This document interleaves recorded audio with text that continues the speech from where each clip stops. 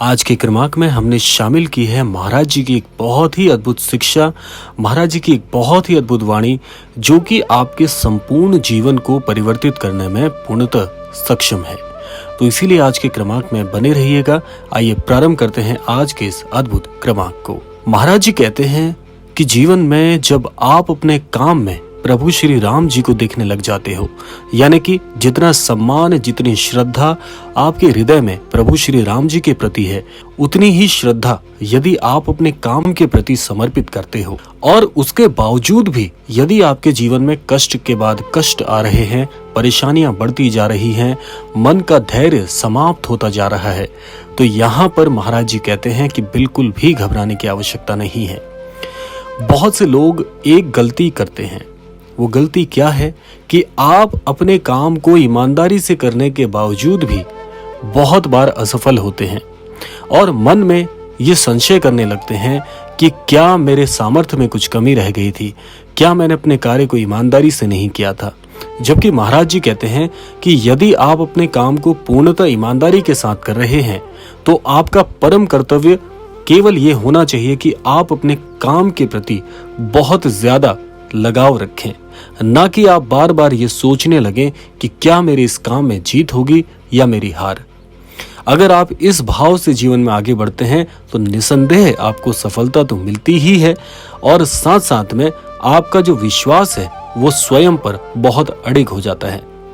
महाराज जी कहते हैं कि आप जितना विश्वास अपने इष्ट के प्रति रखते हैं, अपने गुरुजनों के प्रति रखते हैं, उतना ही विश्वास स्वयं पर भी आपको अवश्य होना चाहिए। यदि आपका आपके ऊपर से विश्वास उड़ जाता है तो समझ जाइए कि जीवन में आप कोई ना कोई बहुत बड़ी गलती कर रहे हैं। जैसे आजकल की इस आधुनिक युग में आप एक बात की ओर गौर कर पा रहे होंगे कि बहुत से संसाधन होने के बावजूद भी मनुष्य के जो मुख्य शिक्षा स्तंभ हैं वो कभी भी ऐसे नहीं होने चाहिए कि समय के अनुरूप बदलते जा रहे हैं। महाराज जी यही सिखाते हैं कि मनुष्य के एक उसूल और मनुष्य के एक दृष्टिकोण का प्रभाव हमेशा उसके मस्तिष्क में होना चाहिए। यानी कि हर व्यक्ति के जिस प्रकार से विचार शैली अलग होती है, तरीके अलग होते हैं, उसी प्रकार से मनुष्य को चाहिए कि उसके जीवन में कुछ ऐसे नियम हो जो कि वो हमेशा हमेशा निभाए। ऐसा व्यक्ति सफलता को जल्दी अर्जित करता है। अब बात आती है कि जीवन में आखिर विफलताएं कहां और किस समय आती हैं। देखिए, विफलताओं में यदि अगर आप थोड़ा सा प्रकाश डालें अपने जीवन में तो आप एक बात अवश्य देखेंगे कि आपको विफलता वहां पर अवश्य मिली होगी जहां पर आपके मन में शंका रही होगी। जैसे आप मान लीजिए किसी निर्णय को लेना चाहते हैं, उस निर्णय पर आप कई बार सोच विचार करने के बावजूद शंका मान है कि ये कार्य बनेगा या नहीं, और जो भी आपने उस समय निर्णय लिया होगा हमेशा वो निर्णय आपका गलत हुआ होगा। तो इसीलिए महाराज जी यही बात बताते हैं कि कुछ उसूल आपके जीवन में अवश्य होने चाहिए, और ये उसूल ऐसे होने चाहिए जिसे आप हमेशा हमेशा निभाएं। और ऐसा व्यक्ति महाराज जी कहते हैं कि हमेशा सत्यनिष्ठ होता है, और ऐसे व्यक्ति के साथ जितने भी लोग जुड़ते हैं, जितने भी उसके साथ में सगे संबंधी होते हैं, वो उनका भी कल्याण करने में पूरी तरह से समर्थ होता है। तो इसीलिए आपको ये प्रभाव अवश्य सीखना चाहिए। ये गुरुवाणी है कि आप अपने जीवन में कुछ ना कुछ अवश्य ऐसे नियम बनाएं जिनको आप कभी भी ना तोड़ें और ना किसी को हस्तक्षेप इसमें करने दें।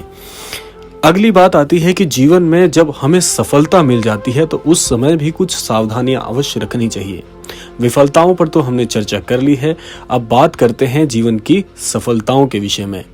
सफलताओं के नियम पर बात करने से पहले आप सभी के साथ एक बात साझा करना चाहते हैं कि जिस प्रकार से आपने हमारे इस चैनल को जय गुरुदेव उत्तराखंड को प्रेम दिया है, उसी प्रकार से महाराज जी से संबंधित बहुत सी जानकारी आप प्राप्त कर सकते हैं हमारे अन्यत्र चैनल जिसका नाम है ज्ञान सुधा।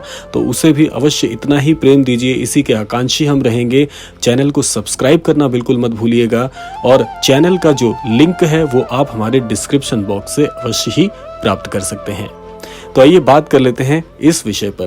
देखिए, जीवन में जब सफलताएं किसी मनुष्य की आती हैं तो उन सफलताओं में भी एक बात का ध्यान अवश्य रखना चाहिए। महाराज जी कहते हैं कि जो व्यक्ति संभाव की स्थिति रखता है, संभाव का व्यवहार रखता है, ऐसा व्यक्ति हमेशा हमेशा सफल होता है। जैसे कि आपको यदि किसी कार्य में सफलता मिल जाए तो उस सफलता का बखान किसी से बहुत ज़्यादा मत करिएगा, क्योंकि बखान करने से आपकी उस सफलता का जो प्रभाव होता है वो धीरे धीरे क्षीण होने लगता है। और जब जीवन में बहुत ज़्यादा दुख आ जाए तो उस समय भी बहुत ज़्यादा दुखित मत हो जाइए, क्योंकि आप एक बात भूल जाते हैं कि आपके साथ जो महागुरु जुड़े हुए हैं, यानी कि श्रद्धेय श्री महाराज जी जुड़े हुए हैं, तो ये दुख हमेशा स्थायी नहीं रहने वाला। ये बहुत ही कठिन समय अवश्य हो सकता है आपके लिए, लेकिन ये कठिन समय भी जीवन से बहुत शीघ्र निकल जाएगा।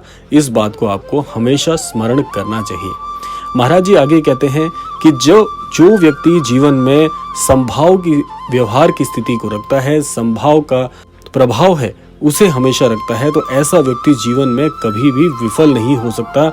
और इसी बात को महाराज जी दूसरे तरीके से समझाने का प्रयास करते हैं कि जो व्यक्ति शिक्षित प्रभाव में, यानी कि अपने गुरु की वाणी में और अपने गुरु के द्वारा बताए गए मार्गों में पूर्ण विश्वास रखता है, ऐसा व्यक्ति भी हमेशा हमेशा सभी से आशीर्वाद का प्रभाव प्राप्त करता है, सभी के आशीर्वाद से उसका जीवन कृतार्थ होता है।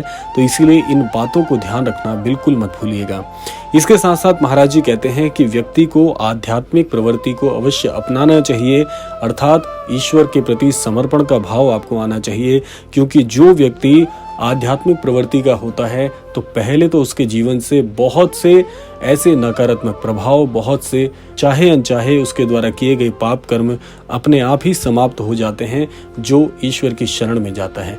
और ईश्वर की शरण में जाने पर भी आपको बहुत से प्रभाव ऐसे मिलते हैं जो कि अदृश्य होते हैं, लेकिन वो अदृश्य शक्तियां हमेशा आपकी रक्षा करती हैं, आपके परिवार की रक्षा करती हैं। तो इसीलिए महाराज जी आध्यात्मिक होने पर भी बल देते हैं। और साथ साथ आध्यात्मिक अभ्यासों को आपको अवश्य अपनाना चाहिए। जैसे महाराज जी कहते हैं कि एक व्यक्ति को रोजाना श्री हनुमान चालीसा का पाठ अवश्य करना चाहिए, क्योंकि इस कलयुग में जो पार उतारने वाले तथ्य हैं उनमें श्री हनुमान चालीसा का पाठ भी सर्वप्रथम और सर्वोपरि माना गया है। इसीलिए जो व्यक्ति रोजाना श्री हनुमान चालीसा का पाठ करता है, ऐसे व्यक्ति के बल, बुद्धि और उसके वेग में बहुत ही तीव्रता आती है, जिससे ऐसा व्यक्ति समाज के लिए एक उदाहरण बनकर स्थापित हो जाता है और सुख और समृद्धि को बहुत जल्दी प्राप्त करता है। तो ये था आज का अद्भुत क्रमांक। आशा करते हैं क्रमांक आप सभी को अवश्य ही पसंद आया होगा। इसी कामना के साथ विदा लेने का समय भी आ गया है। विदा लेने से पूर्व समय है प्रार्थना का। यही प्रार्थना मैं करना चाहूंगा कि श्री महाराज जी सभी को सन्मति और सद्बुद्धि की प्राप्ति कराएं, इस संपूर्ण सृष्टि का, इस संपूर्ण लोक का कल्याण हो। इसी कामना के साथ विदा लेते हैं। मिलते हैं अगले क्रमांक में। तब तक के लिए जय श्री राम, जय गुरुदेव।